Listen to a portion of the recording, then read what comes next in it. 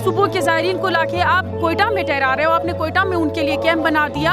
इसका मतलब ये है कि आप दावत दे रहे हो कोरोना वायरस को। और जो कोरोना वायरस का केस यहाँ पर जो रिपोर्ट हुआ है दैट ये कोरोना वायरस आया नहीं है, उसको लाया गया है, डेलिबरेटली लाया गया है। ये तो लग तो सौदाबाजी ही रही है ना, जब आप किसी और की अजाब को हमारे ऊपर लाके नाजिल कर रहे हो, किसी कहीं और का कोरोना वायरस लाके आप अपने शहर में कंजस्टेड सिटी में लाके उसको ठहरा रहे हो, उनके लिए यहाँ आपने कैंप बना दिया है। लोग ऐसे मुतासिर होंगे। आप जिस तरीके से एक बच्ची है जो 12 साल की जो बच्ची है जो मुतासिर है इस वायरस से, उसको पहले लाया गया है यहाँ पे सिविल अस्पताल में, फिर उसको कहीं और ले जाया गया है, फिर उनको ले गया है ये फातिमा चेस जो हॉस्पिटल है वहाँ पे ले गया है। अब ये जो है ये बच्ची के साथ वायरस है, वो जहाँ पे भी जाती है, जहाँ पे भी मूव करती है, जहाँ पे भी हाथ लगाती है, वो उस इन्वायरमेंट को वो उसे मुतासिर करती है।